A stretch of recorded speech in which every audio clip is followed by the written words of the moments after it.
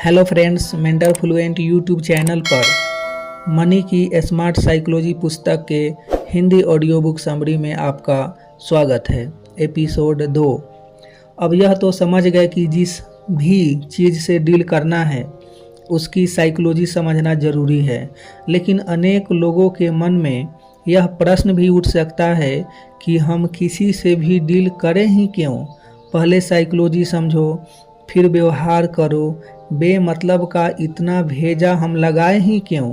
क्या डील करना ज़रूरी है? यह प्रश्न इसलिए उठ सकता है क्योंकि सूर्य, पानी व पृथ्वी वगैरह बिना खास डील किए भी युगों से अस्तित्व में हैं। ऐसे में हमें 80-100 वर्ष के जीवन हेतु इतनी मगजपच्ची क्यों करना? यह सवाल उठ ही सकता है। सवाल में कोई बुराई भी नहीं, परंतु दिक्कत यह है कि आप सूर्य या पृथ्वी नहीं हैं, आप मनुष्य हैं तथा मनुष्य और निर्जीव वस्तुओं के ढांचे में एक बहुत बड़ा बुनियादी फर्क है। यह सच है कि निर्जीव वस्तुएं करीब करीब ना के बराबर डील कर रही हैं, परंतु सामने यह भी तो देखो कि पेड़ पौधे हवा पानी से लेकर खनिज तक सबसे डील कर रहे हैं। जबकि जानवरों की बात करूं तो वे पेड़ पौधों से कहीं ज़्यादा चीज़ों से डील कर रहे हैं, और मनुष्यों की बात करें तो निश्चित ही वह अनगिनत वस्तुओं, अनगिनत व्यक्तियों तथा अनगिनत परिस्थितियों से डील कर रहा है।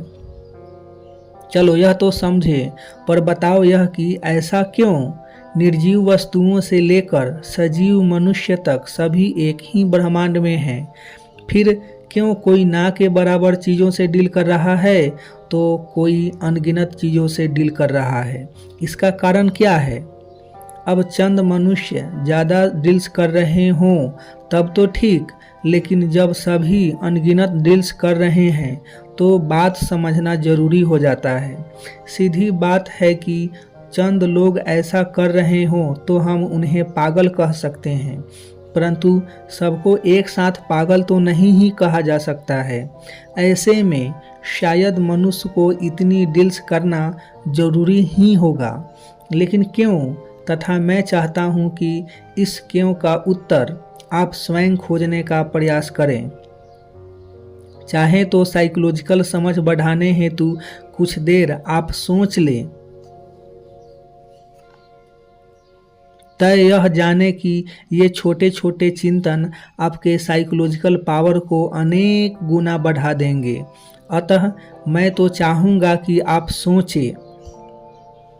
निश्चित ही आपने सोच भी लिया होगा तथा कारण समझ भी लिया होगा।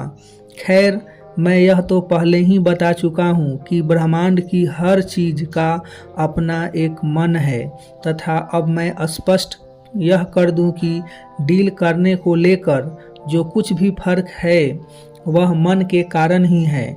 दरअसल निर्जीव वस्तुओं तथा मनुष्यों के मन की चंचलता में बहुत बड़ा फर्क होता है। सच कहूँ तो जमीन आसमान जितना फर्क होता है, और कहने की ज़रूरत नहीं कि जितना ज़्यादा चंचल मन उतनी ज़्यादा ज़रूरतें। अब चूँकि निर्जीव वस्तुओं का मन ना के बराबर चंचल है, इसलिए उनकी ज़रूरतें भी ना के बराबर है। पेड़ पौधे व जानवरों का मन निर्जीव वस्तुओं से ज़्यादा चंचल है, इसलिए उनकी ज़रूरतें भी निर्जीव चीज़ों से ज़्यादा हैं। ऐसे में यह अलग से बताने की ज़रूरत नहीं है कि मनुष्यों का मन अति चंचल है और इसलिए उसकी ज़रूरतें भी बेहिसाब है। और यह तो सीधा गणित है कि जिसकी जितनी ज़्यादा ज़रूरत होंगी उतना ही ज़्यादा उसे डील करनी पड़ेगी, और चूँकि मनुष्य की ज़रूरतें अनगिनत हैं इसलिए डील करना उसकी मजबूरी है। उसे रोटी, कपड़ा व मकान से लेकर और भी न जाने क्या क्या चाहिए। उसके बगैर मनुष्य जीवित ही नहीं रह सकता है। इसलिए हम डील क्यों करें यह कभी मत पूछना, या यह कभी मत कहना। मनुष्य इतनी ज़्यादा डील क्यों कर रहा है, यह सवाल कभी उठाना ही मत। चुपचाप समझ यह लेना कि अपनी ज़रूरतें पूरी करने हेतु आपको डील करना ज़रूरी है, और समझ यह भी लेना कि करी गई डील्स के उचित परिणाम चाहते हैं तो उस हेतु साइकोलॉजिकल समझ बढ़ाना भी बेहद ज़रूरी है। अतः साइकोलॉजिकल समझ क्यों बढ़ाएं, यह भी कभी मत पूछना। अब डील करना क्यों ज़रूरी है, यह तो आप समझ ही गए। डील करने हेतु साइकोलॉजिकल समझ बढ़ाना ज़रूरी है, यह भी आप समझ ही गए होंगे। सो साइकोलॉजिकल समझ बढ़ाने का एक मौका और देता हूँ। हमारी अब तक की करी गई बातों पर अच्छे से गौर करोगे तथा थोड़ी सी साइकोलॉजिकल समझ बढ़ाओगे तो उपरोक्त बातों से प्रकृति की रचना का आधार भी समझ जाओगे। चाहो तो उस हेतु फिर से कुछ समय ले लो, चाहो तो अब तक कही गई सारी बातें दोबारा पढ़ लो, लेकिन साइकोलॉजिकल समझ बढ़ाने का यह मौका चूको मत। खैर, निश्चित ही आपने प्रकृति की रचना का आधार समझने का प्रयास कर ही लिया होगा। कई लोग समझ भी गए होंगे, फिर भी मुझे तो बताना ही है। सो प्रकृति की रचना का मूल आधार यह है कि पूरी प्रकृति मन के आधार पर बैलेंस है। उदाहरण के तौर पर कहूँ तो जिसके मन की जितनी चंचलता उतनी उसकी ज़रूरतें, यानी मन की चंचलता ज़रूरतों से बैलेंस है।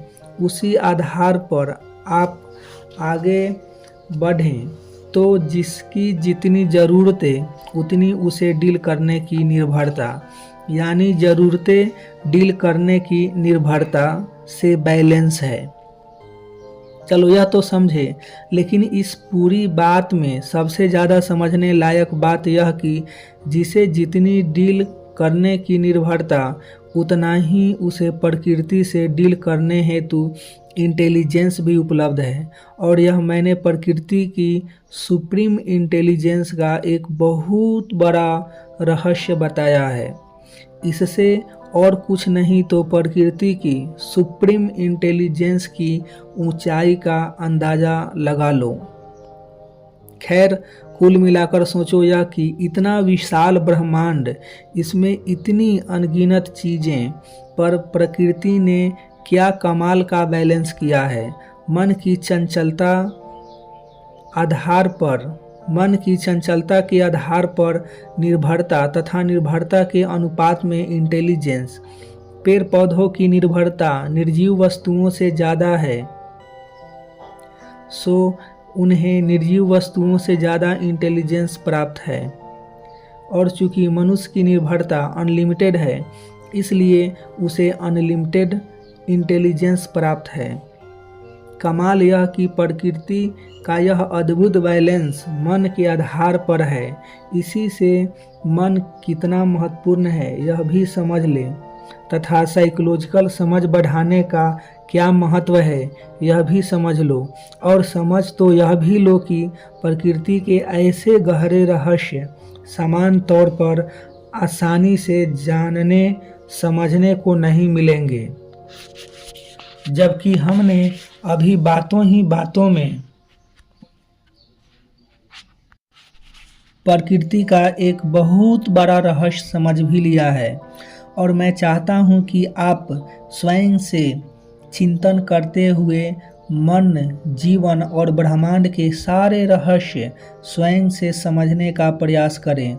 बस उस हेतु आपको गहरी साइकोलॉजी के प्रति अपनी रुचि बढ़ानी होगी। खैर, अब यह तो तय हो ही गया है कि मनुष्यों को जीने हेतु अनगिनत वस्तुओं, अनगिनत व्यक्तियों तथा अनगिनत परिस्थितियों से डील करनी ही होगी, और उस हेतु उसे पर्याप्त इंटेलिजेंस उपलब्ध भी है। लेकिन यहाँ यह विशेष रूप से ध्यान रख लेना कि मनुष्य को यह इंटेलिजेंस सिर्फ डील करने हेतु उपलब्ध है, तथा यह मैं बड़ा ही महत्वपूर्ण इशारा कर रहा हूँ। चाहो तो इस वाक्य को 10 बार पढ़ लेना, पर किया हुआ इशारा जरूर समझ लेना। कहने का तात्पर्य इतना ही है कि परफेक्ट डील करने के अलावा अन्य किसी भी चीज़ों से अपनी इंटेलिजेंस वापरना प्रकृति की दी हुई इंटेलिजेंस का दुरुपयोग करना है।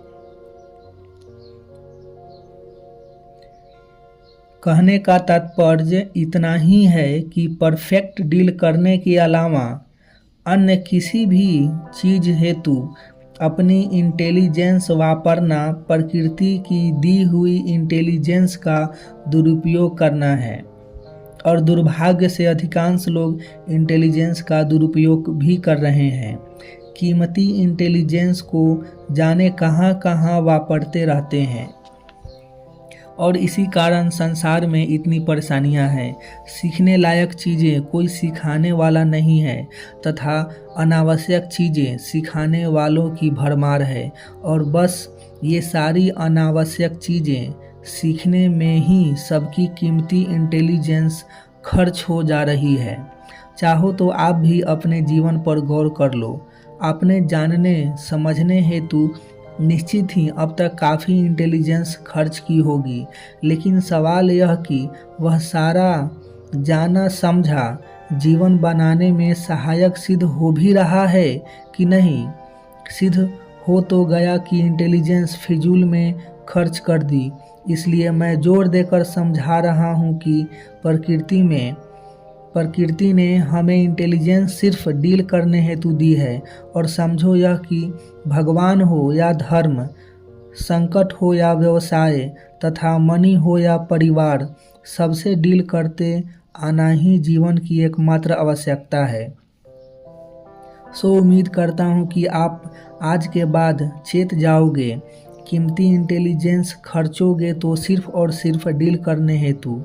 चलो यह तो आप समझ ही गए होंगे कि प्रकृति ने हमें इंटेलिजेंस सिर्फ डील करने हेतु दी है। अब बताओ यह कि किसी से भी डील करने का आधार क्या होना चाहिए? तो निश्चित ही ज़रूरतों की पूर्ति। कोई भी मनुष्य डील करना तब चाहेगा जब उसकी ज़रूरत पूर्ति हो रही हो। तो फिर डील करने हेतु क्या जानना सबसे आवश्यक है? कहने की ज़रूरत नहीं कि जिससे डील कर रहे हैं उसका उपयोग क्या है तथा अपनी ज़रूरत क्या है। यदि उस चीज़ का उपयोग व आपकी ज़रूरत मेल न खा रही हो तो डील नुकसानदेह हो सकती है। और यह सब इतनी सामान्य साइकोलॉजी है कि इसका एहसास आपको होना ही चाहिए, परंतु बहुत कम लोग होंगे जिन्हें इन सब बातों का एहसास होगा। तभी तो मैं बार बार कह रहा हूँ कि यह साइकोलॉजिकल अज्ञान ही है जिसने सबके जीवन को उलझा कर रख दिया है। वरना तो यह सीधा साइकोलॉजिकल सत्य है कि मनुष्य की ज़रूरतें बेहिसाब हैं, क्योंकि उसके पास अति चंचल मन है। ज़रूरतें हैं तो निर्भरता है, और निर्भरता है तो उन निर्भरताओं की पूर्ति हेतु डील करना जरूरी है। और डील करने हेतु चाहिए इंटेलिजेंस, तो वह कुदरत ने उसे छप्पर फाड़ कर दी है। ऐसे में मनुष्य को अपनी इंटेलिजेंस सिवाय डील करने के और कहीं उपयोग करनी ही नहीं चाहिए। और डील भी हर एक को सिर्फ अपनी ज़रूरतों की पूर्ति हेतु करना है। सो डील करते वक्त अपनी ज़रूरत तथा सामने वाले की उपयोगिता दोनों बाबत सजगता आवश्यक है। यदि आज के वैज्ञानिक युग में यह सामान्य साइकोलॉजिकल सीक्वेंस भी समझाना पड़ जाए तो यह अच्छी बात नहीं है। इससे सीधे तौर पर मनुष्य का साइकोलॉजिकल अज्ञान तथा उसके वर्तमान शिक्षा का स्तर दोनों बेनकाब हो रहे हैं। खैर, अभी तो कुल मिलाकर कहने का तात्पर्य यह कि भगवान से डील करना हो तो भगवान की उपयोगिता क्या है तथा आपको भगवान की ज़रूरत क्या है, इन दोनों बाबत स्पष्टता होनी जरूरी है। और डील करने का यह नियम मनी समेत सब पर लागू है। इशारा एक बार फिर मैंने काफ़ी बड़ा कर दिया है। सोचो यह कि क्या आप इतनी स्पष्टता के बाद किसी से डील करते हैं या बस डील कर लेते हैं। मैं सारे गहरे इशारे कर रहा हूँ, सो उन्हें अपनी पूरी गहराई से पकड़ने की कोशिश करना। यह सब बातें विस्तार से इसलिए नहीं कर सकता हूँ क्योंकि किताब का मुख्य विषय मनी और उसकी साइकोलॉजी है। किताब का विषय डील करने की साइकोलॉजी नहीं है। होगा, अभी तो इतना समझो कि आज के बाद कोई भी डील करने से पहले वस्तु की उपयोगिता तथा अपनी ज़रूरत दोनों पर गौर अवश्य फरमा लेना। डील ना तो बिना समझे करना और ना ही बेवजह करना। सबसे पहले तो जिससे डील कर रहे हैं उसकी उपयोगिता समझना तथा फिर अपनी ज़रूरत के आधार पर उसकी उपयोगिता तौलना और दोनों का मेल हो रहा हो तो ही डील करना। 0 डिग्री तापमान वाली जगह पर कमरा ठंडा करने हेतु एसी की आवश्यकता नहीं ही होती है। फिर भी कोई कमरा ठंडा करने हेतु एसी डील करे तो उसे आप क्या कहेंगे? बस यही मैं इशारे में समझाने की कोशिश कर रहा हूँ। कुल मिलाकर डील को फ़ायदेमंद बनाने हेतु हर चीज़ की उपयोगिता समझना जरूरी है और आप कोशिश कर अक्सर डील उपयोगिता के आधार पर करते भी हैं। मैं यह नहीं कह रहा हूँ कि आप हरदम बिना समझे डील करते हैं। अब कोई कहे कि यह पानी है तो आप जानते हैं कि इससे प्यास बुझेगी, घर साफ होगा, कपड़े धुलेंगे और आप पानी से डील भी तभी करते हैं जब इनमें से कोई ज़रूरत हो। वैसे ही कोई कहे कि यह गाड़ी है तो आप जानते हैं कि यह सफ़र करने के काम आएगी। रोटी और सब्जी हो तो आप जानते हैं कि यह भूख मिटाएगी। बिस्तर सोने के काम आता है तथा घर रहने के काम आता है। आप जानते हैं कि परिवार के संग रहने का मज़ा है तथा मित्र जीवन का मज़ा देते हैं। यानी हर चीज़ का अपना एक स्पेसिफिक उपयोग है। यह आप जानते हैं तथा अपनी समझ के अनुसार ज़रूरत पहचान कर आप उनसे डील करते भी हैं। सो कुल मिलाकर ऐसा नहीं है कि आपको डील करते बिल्कुल नहीं आता है। निश्चित ही आप डील करना जानते हैं, परंतु अनेक महत्वपूर्ण डील्स ऐसी भी हैं जो आप बिना समझे करते हैं। उस वक्त आप ना तो वस्तु की उपयोगिता को तौलते हैं और ना ही अपनी ज़रूरतों का कोई हिसाब ही लगाते हैं तथा उन्हीं जगहों पर आप फंस जाते हैं। यानी आप डील करना जानते हैं पर उसमें पारंगत नहीं हैं। छोटी मोटी डील निपटाना आप जानते हैं, परंतु जीवन की महत्वपूर्ण डील्स करते वक्त आप गच्चा खा जाते हैं। और मुख्य बात पर आऊँ तो मनी उसमें से एक है। मनी से डील करते बहुत कम लोगों को आता है। अधिकांश लोगों को ना तो मनी की ज़रूरत बाबत पता है और ना ही उसकी उपयोगिता कुछ समझ है। यही कारण है कि सबको सबसे ज़्यादा चक्कर में मनी ने ही डाला हुआ है। इसलिए मनी की साइकोलॉजी समझना ज़रूरी हो जाता है। और सबसे बड़ी बात यह कि अब हम इतना बैकग्राउंड बना ही चुके हैं कि सीधे मनी की साइकोलॉजी पर चर्चा प्रारंभ कर सकते हैं। खैर, मनी की साइकोलॉजी बाबत पहला सवाल यही उठता है कि मनी का उपयोग क्या है। आप दिन रात मनी से डील करते हैं तो ऐसे में आपको इसका उपयोग मालूम होना ही चाहिए। लेकिन जिस कदर मनी सबको परेशान किए हुए है, मुझे नहीं लगता कि इसके उपयोग को लेकर किसी को कोई ज़्यादा अस्पष्टता होगी, क्योंकि कुछ तो चक्कर है ही जो मनी सबको इस कदर परेशान किए हुए है। होगा, अभी तो हम मनी की उपयोगिता समझने की कोशिश करें तो उस संबंध में यह तो स्पष्ट है कि उसे आप खा नहीं सकते हैं। पैसों को जोड़कर घर या बिस्तर भी आप नहीं बना सकते हैं। नोट की गाड़ी बनाकर उसे पहिए पहनाने से आप सफ़र नहीं कर सकते हैं। अर्थात मनी का उपयोग डायरेक्ट स्पेसिफिक उपयोग नज़र नहीं आता है। अर्थात मनी का कोई डायरेक्ट स्पेसिफिक उपयोग नज़र नहीं आता है। तो फिर यह आइटम क्या है जो सबकी ज़रूरत है? मनी चीज़ क्या है कि जिसका कोई डायरेक्ट उपयोग न होते हुए भी यह सबकी प्रथम आवश्यकता है। सच कहूँ तो चूँकि यह कुछ न होते हुए भी सब कुछ है, इसलिए मनी को माया कहते हैं। होगा अभी तो मुख्य सवाल यह कि मनी की उपयोगिता क्या है, तो उस हेतु हमें मनी की साइकोलॉजी समझनी पड़ेगी और मनी की साइकोलॉजी समझने हेतु हमें इतिहास के पन्ने टटोलने पड़ेंगे, क्योंकि मैं पहले ही कह चुका हूँ कि मनी और उसकी साइकोलॉजी दोनों युगों पुरानी हैं। अतः मनी की साइकोलॉजी समझने हेतु हमें हर हाल में उसका इतिहास टटोलना होगा। उसके बगैर हम ना मनी की साइकोलॉजी समझ सकते हैं और ना ही उसकी उपयोगिता बाबत कुछ जान सकते हैं। अतः आगे के चैप्टर में हम वही टटोलेंगे, मनी की साइकोलॉजी को उसके इतिहास से समझने की कोशिश करेंगे। मिलेंगे नेक्स्ट एपिसोड में, नेक्स्ट वीडियो में। तब तक अपना ढेर सारा ख्याल रखिए, लाइफ को एंजॉय कीजिए, मस्त रहिए। आपका कीमती समय देने के लिए आपको बहुत बहुत धन्यवाद।